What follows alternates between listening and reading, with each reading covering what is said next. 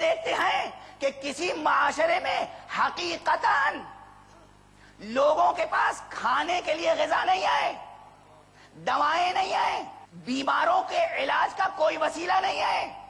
پورے ملک اس وقت روئے زمین پر ایسے ہیں، پورے ملک. اور کہیں ہمیں نظر آتا ہے کہ ملک میں کوئی فصل پیدا ہوئی اور پوری کی پوری فصل ضائع کر دی گئی چونکہ اضافی تھی، زیادہ تھی ضائع کر دی گئی. یہ زیادہ تھی، آپ کی ضرورت سے زیادہ تھی. اگر آپ دے دیتے اس غریب معاشرے کو عطا کر دیتے، آپ کا کوئی نقصان بھی نہ ہوتا اور وہ مرتا ہوا ایڑیاں رگڑتا ہوا معاشرہ جی اٹھتا. لیکن معلوم ہوا کہ یہ نہیں ہو رہا ہے آج دنیا میں.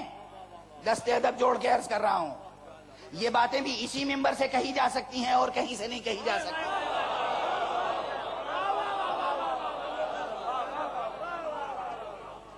یہ باتیں اس ممبر سے کہی جا سکتی ہیں جس کی نسبت مصطفیٰ سے ہو.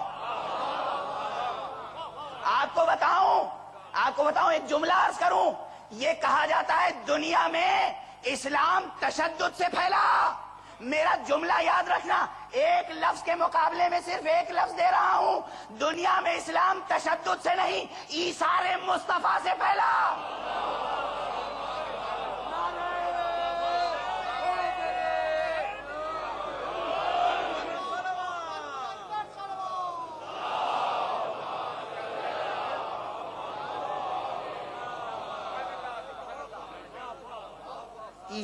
ایثار، تشدد نہیں، تشدد نہیں، ایثار.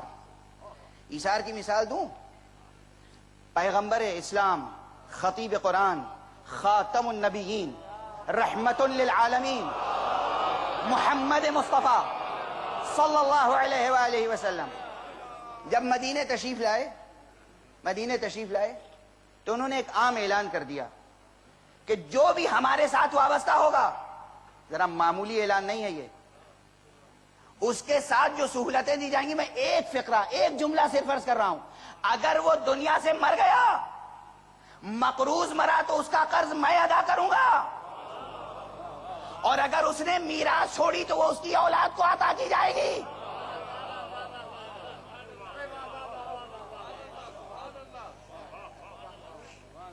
اگر مقروض مرا تو کون عطا کرے گا؟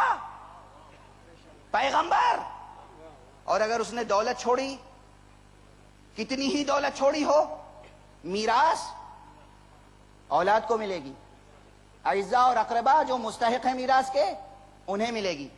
تاریخ میں ایسا کوئی اور بھی نعرہ نظر آتا ہے؟